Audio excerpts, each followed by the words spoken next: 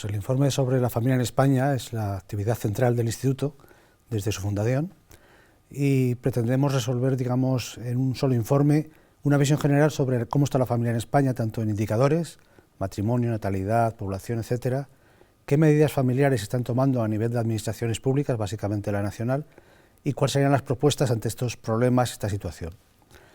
Las conclusiones, pues evidentemente cualquiera sabe que la familia tiene graves problemas en España, no solo porque los matrimonios cada vez son menos, porque hay pocos nacimientos, porque la población está envejeciendo, sino porque también la política familiar en general es bastante pobre o incluso contraproducente.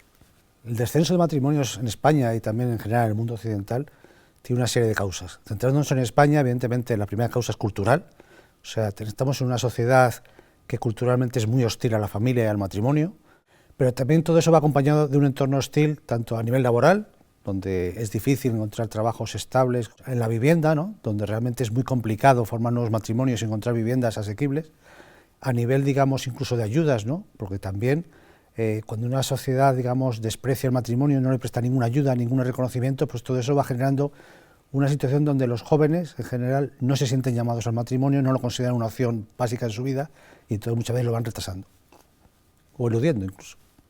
Bueno, el fenómeno de las parejas de hecho podríamos interpretarlo como que realmente es una alternativa al matrimonio, pero solo cubre una pequeña parte de esa pérdida de matrimonio. Es decir, estamos hablando que el gran incremento no es tanto de gente en pareja de hecho como de solteros, es decir, personas que no dan el paso, que no llegan a comprometerse. Y en España todavía, en gran parte de las parejas de hecho, sobre todo en edades jóvenes, son casi una especie de prematrimonio a prueba, donde muchas veces si llegan a tener un hijo, dan el paso para casarse, ¿no? Entonces, las parejas de hecho pues también reflejan esa especie de falta de compromiso en la sociedad, miedo ante el matrimonio, mal concepto del matrimonio, que lo consideran muchas veces como un trámite burocrático solo, y por eso prefieren probar y luego si les va bien, por decir así, al cabo de un tiempo de prueba dan el paso a ese matrimonio que ya no consideran como un proyecto de vida, sino como una situación legal más acorde a su unión. El proyecto, digamos, matrimonial a edades altas pues supone un impacto brutal sobre los nacimientos. Biológicamente, es más, biológicamente se están casando las gentes ya después de las edades normales para tener un hijo desde un punto de vista biológico, ¿no? Ya las madres suelen ser madres muy mayores. En España estamos a la cabeza de Europa en cuanto a edad media de maternidad, más allá de los 32 años. Eso supone que hay muchas madres que los tienen ya cerca de los 40. Aparte de las complicaciones, también supone que muchas pueden no llegar a tener los hijos que quisieran. Estamos hablando que en España, de media, según el CIS, las mujeres querrían tener un hijo más de los que tienen. O sea, no solo es un problema de ciertos condicionantes, yo estoy hablando de un grave problema no solo en cuanto a la natalidad en sí, sino en concreto a los derechos de las personas que ven que no pueden formar su proyecto de vida y tener los hijos que quisieran. A ver, yo creo que la ruptura familiar es un fenómeno gravísimo en España y en muchos países del mundo, pero lo más llamativo en España es que además parece como si fuera algo normal, natural, como un volcán que nadie puede hacer nada, porque no se ve ninguna propuesta, no se ve ninguna alarma social, no se ve ninguna medida para intentar solucionarlo, ¿no? O sea, hoy en día estamos hablando que las rupturas familiares son el principal problema de la familia española. Estamos hablando de que por cada 5 nuevos matrimonios, 3 se rompen. Estamos hablando de que cerca de más de 200.000 personas ven roto su proyecto vital en la vida, otros 100.000 niños casi ven roto su familia, estamos hablando de niños menores solo o dependientes, cada año, amén de hijos mayores, hermanos, padres. O sea, todas las familias españolas tienen algún divorciado en su casa. Estamos hablando de algo que impacta no solo socialmente y personalmente, sino también incluso económicamente. Y ante eso no hay ninguna medida, no hay ninguna alarma, no hay ningún debate, no hay ninguna propuesta de solución. Como máximo se pone un punto de encuentro para padres con problemas, se ponen medidas para cuando no se paga la pensión, pero nadie decide tomar medidas cuando un matrimonio está en problemas para salvar ese matrimonio, que es un bien social. Hace 40 años, cuando empezó a subir el divorcio en Europa, el Consejo de Europa planteó unas medidas a todos los países europeos y en España no es que no se hayan adoptado, es que ni siquiera se ha debatido ni se ha casi oído hablar de ellas. Hablaban de campañas a favor del matrimonio, hablaban de centros de orientación y apoyo, tanto públicos como privados, que pudieran ayudar a esas familias en problemas. Cualquiera puede entender que los matrimonios tienen a veces crisis y tienen problemas, pero si nadie les ayuda, si nadie les aporta un consejo de un especialista o de otro, muchos pueden llegar a una ruptura que podría haberse evitado. Pues nadie habla de esto, nadie plantea, no hay ningún debate político sobre estos temas. Ante un drama social y personal tan grave, deberíamos ponerlo como una prioridad política de ayudar a esos matrimonios en problemas. Sí, el crecimiento de la población española pues parece reflejar una sociedad pujante. Sin embargo, al analizar su estructura vemos que la situación es radicalmente distinta. Estamos envejeciendo año tras año. Nuestra edad media sube muy fuertemente. Ya tenemos no una pirámide poblacional, sino realmente un rombo, donde los menores de 15 años son ya mucho menos que los mayores de 65. Entonces, una sociedad donde hay menos jóvenes que mayores no puede subsistir. Tiene problemas gravísimos, no solo sociales, sino también económicos, políticos y de futuro. Entonces, yo creo que ese problema del envejecimiento no debe tratarse solo con más residencias o más ayudas a tercera edad, sino con un serio debate nacional que ponga el foco en lo que es por qué tenemos tan pocos niños, por qué no se ayuda a las familias a tener niños, por qué no se plantea el problema del aborto también desde un punto de vista social, por qué realmente somos tan ciegos a este problema que se nos viene encima y que se está avisando desde hace años sin que nadie haga realmente nada. Estamos en la mitad de nacimientos que hace 60 años. Estamos hablando además que de esos nacimientos una buena parte vienen de madres extranjeras. O sea, estamos hablando que realmente estamos en un bajón de más del 60% respecto a los índices de hace 50 años, ¿no? Todo eso supone un problema gravísimo. Estamos en una auténtica quiebra demográfica. O sea, España como proyecto, como nación, está en quiebra. O sea, no es que mueran 5 y nazcan 4,5, es que estamos diciendo que este año, a nivel de nacionalidad española, ha habido 213.000 personas más que han muerto de las que han nacido. Y el futuro no es halagüeño, al contrario, va siendo mucho peor.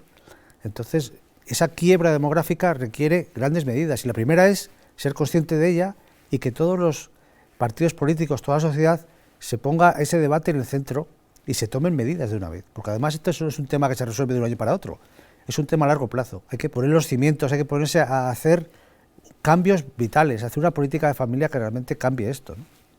Pues mira, aquí hay varios niveles. Estamos primero a nivel del derecho de la persona a la vida y de la dignidad humana, que eso es lo primero que tenemos que ver. Es decir, que hay 100.000 niños que han sido abortados por sus madres y por la sociedad y el Estado. Porque digamos, no nos engañemos. La gran mayoría de los abortos además se producen ante el abandono social, laboral, político, familiar, porque esas madres son abocadas muchas veces al aborto por su sociedad. Estamos viendo además que los grupos más desfavorecidos, más pobres, con más problemas, son los que mayor porcentaje de abortos tienen. Estamos hablando de adolescentes, estamos hablando de inmigrantes, estamos hablando de gente con menos estudios y situación de paro. Es decir, no es un problema de libertad, estamos hablando de un problema también muchas veces social y de abandono. Sumado a eso, la situación demográfica, pues parece increíble, ¿no? Que si estamos diciendo que en España harían falta 277.000 nacimientos más solo para mantener la sociedad actual, esos 100.000 abortos cubrirían una buena parte de eso. Sería mucho mejor invertir dinero en ayudar a esas madres para que tuvieran esos hijos, que realmente estar buscando inmigración, estar buscando otras soluciones mucho más caras. Y estamos hablando finalmente de una sociedad, digamos, anestesiada, ¿no? Porque que el aborto se considere como un derecho, incluso que se pague con medios públicos, indica una mentalidad realmente grave. La vida humana realmente pierde su valor y pasa a ser algo totalmente económico, ¿no? Donde solo los que tienen un aporte económico a la sociedad, desde el punto de vista de las élites públicas, merecerán vivir, y los demás realmente serán personas que no merezcan vivir, ¿no? Ese cambio cultural, ese cambio de paradigma es mucho más allá de los abortos, incluso de eutanasia. Estamos hablando de una sociedad que puede convertirse en inhumana completamente. Los grandes avances de nuestra sociedad consistieron en que la dignidad humana era importante, era el centro. Los derechos humanos eran la base, ¿no?, de nuestra sociedad. Sin embargo, ahora por la puerta de atrás se están colando unos pseudo derechos que los están completamente derruyendo. A ver, la eutanasia, como decía antes, es la consecuencia natural de la ley del aborto. Es decir, si la vida humana no tiene una dignidad en sí, sino que realmente solo es algo relacionado con un estándar económico, cultural de vida, pues está claro que si un niño puede ser abortado, pues un anciano o un enfermo puede ser eliminado por motivos muchas veces escondidos tras grandes palabras que en el fondo son pues egoísmo, economía, etcétera. Lamentablemente, como vemos en otros países que ya han pasado por este camino, tras una primera ley que abre un poco la puerta a casos aparentemente extremos, pues se va abriendo a más y llegamos, como en Holanda, a que pueden abortarse niños enfermos, personas con depresión, etcétera, etcétera. Es decir, se fragiliza completamente el derecho a la vida, se fragiliza la dignidad humana. Nos tememos muchas veces un futuro, ¿no?, donde las personas, cuando lleguemos a cierta edad, debamos ser empujados a la eutanasia, ¿no?, y te vienen a hacer sentir un poco que eres un egoísta, ¿no?, porque estás molestando a tu familia. estás consumiendo recursos públicos, en vez de decir algo tan maravilloso y tan genial para la sociedad como es la eutanasia. Es una aproximación radicalmente distinta. Es decir, si tú consideras que la vida es digna, que las personas tienen derecho a vivirla hasta el final de su muerte natural, lo lógico es decir, vamos a ayudar a esas personas para que vivan lo mejor posible. Si piensas que la vida solo es importante mientras aportas económica o social o culturalmente al país donde vives, pues evidentemente para qué vas a molestarte, que se muera con menos costes posibles, ¿no? En estos momentos, además, donde hay tanto déficit, pues parece que con grandes palabras se quieren meter medidas para solucionar el grave problema de la seguridad social. Pues si hay menos ancianos que cobren pensión, pues mejor para todos. Parece duro, pero en el fondo es el problema de lo que están planteando. Una ley de cuidados paliativos que vaya a ser lo primero que se ha planteado, ni se piensa. O sea, no estamos hablando de la eutanasia como último recurso ante los cuidados paliativos. Y vemos además como en muchos casos ha habido gente que ha recurrido a la eutanasia porque les han negado esos cuidados paliativos que les permitirían vivir dignamente.